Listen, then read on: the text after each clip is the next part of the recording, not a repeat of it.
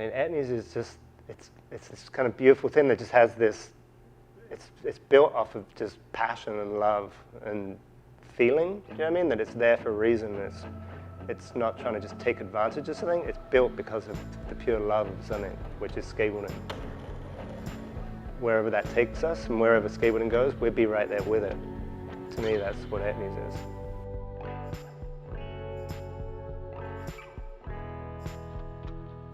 Pierre is just a real dynamic dude. You can tell his love for skateboarding is really deep. He's super passionate. Pierre just always gave me a chance. He always gave me a chance, and he's a big heart, and he's a great skateboarder. That's where it all comes down from, is he loves skateboarding. His passion for skating and making skateboarders happy and pushing them far in their careers is quite incredible, you know. Starting in '77 in France, skateboarding became really big. And '78, it was huge.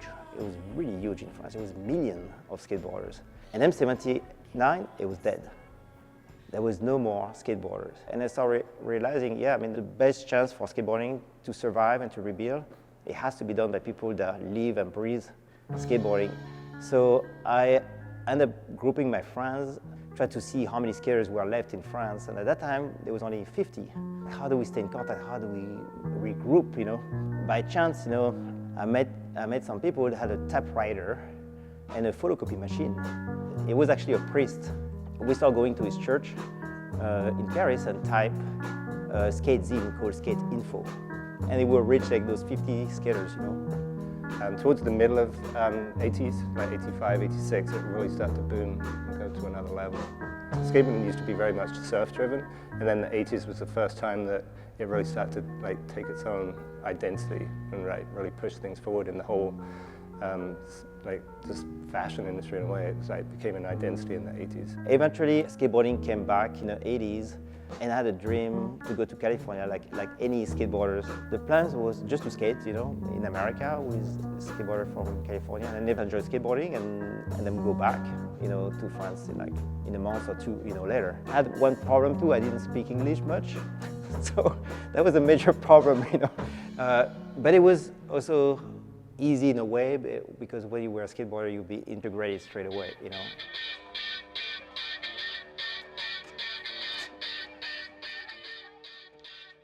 Skateboarding for me was my outlet to just get away from just all the bullshit going on.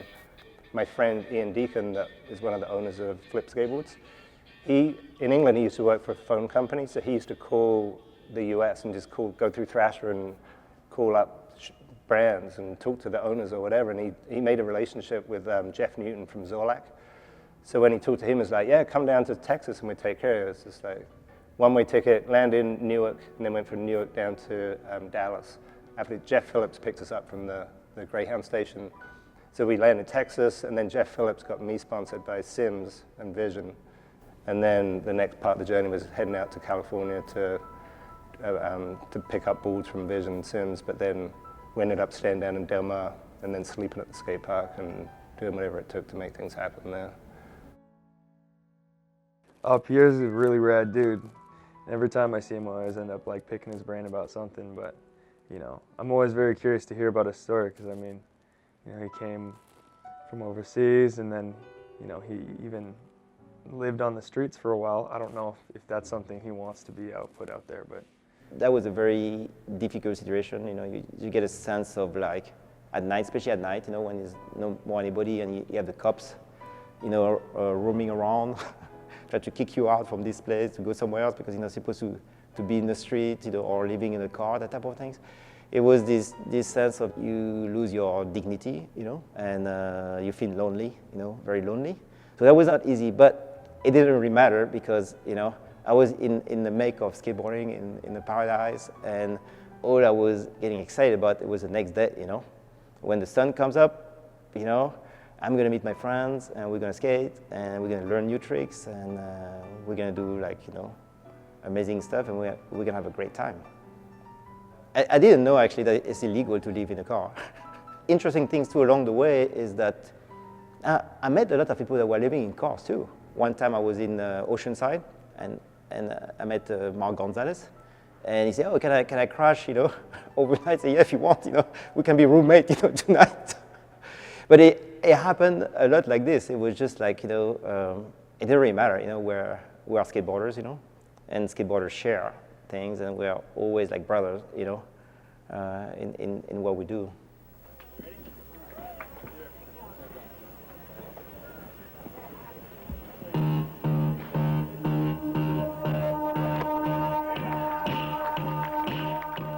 And at that time, I started getting sponsored by different brands. So Steve Rocco, that was team manager for Sims, sponsored me with Sims and started sending me to different competitions. And it was pretty cool actually because I won some of them, so I could survive longer living in California.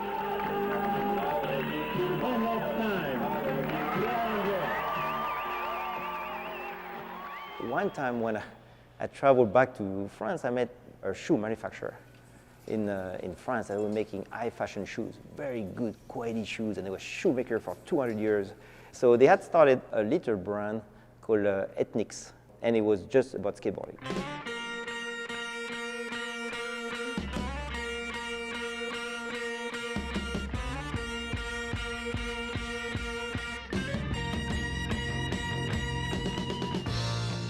Etnies started in 1986.